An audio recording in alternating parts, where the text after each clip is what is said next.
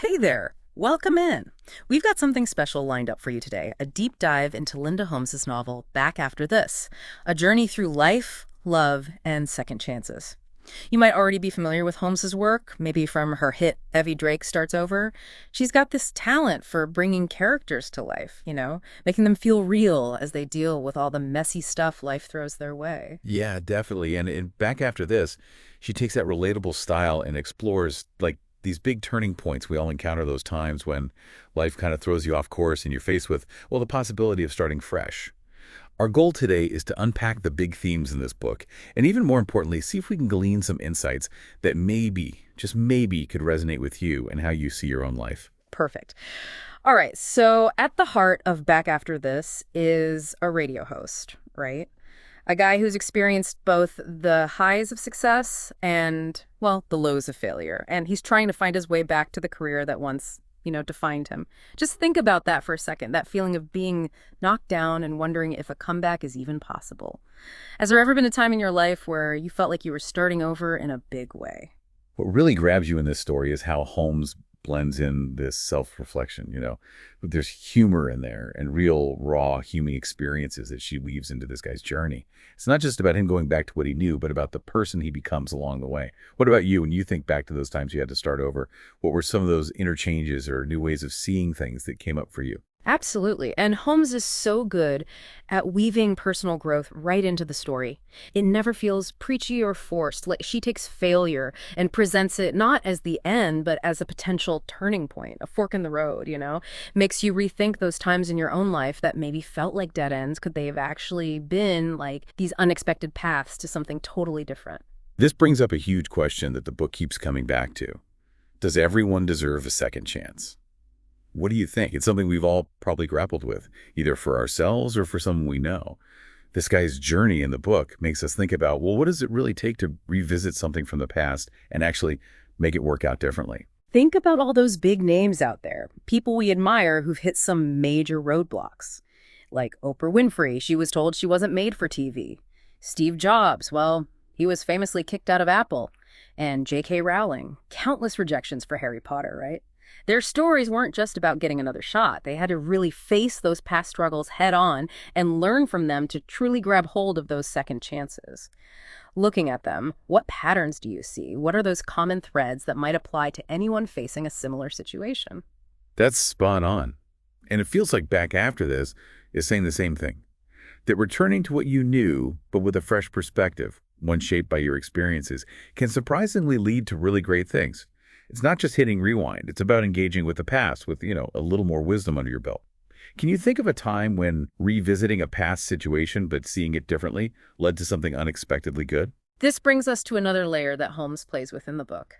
This push and pull between the cozy feeling of nostalgia and the urge to reinvent ourselves.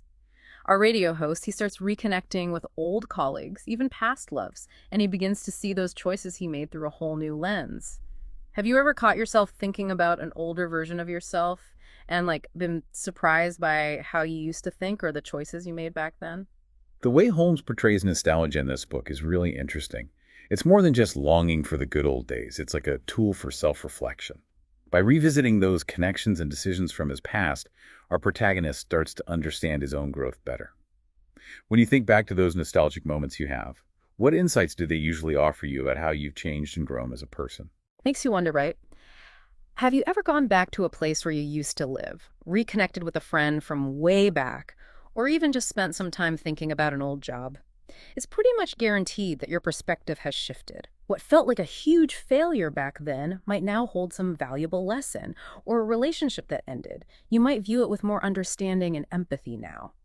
What about you? What are those past experiences you find yourself revisiting, and why do you think they keep pulling you back? And the book really gets this subtle role of nostalgia. It's not about trying to recreate the past perfectly, which, let's be honest, is usually impossible. It's more about taking those valuable lessons and using them as a guide for now and the future. Almost like mining your own past for those nuggets of wisdom that can fuel your growth.